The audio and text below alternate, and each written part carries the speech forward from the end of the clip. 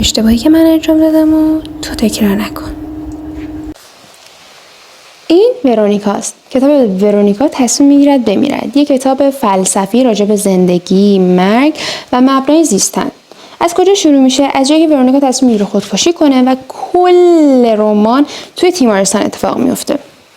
از 10 چند بهش میدم؟ 7. رمان قشنگیه، شاهکار نیست ولی واقعا قشنگه، دیالوگای خیلی خوبی داره. یعنی اما یه مشکل اساسی داشت که من نتونستم از رمان لذت ببرم به خاطر اینکه نشر اشتباهی انتخاب کرده بودم و مترجم خیلی ضعیف عمل کرده بود.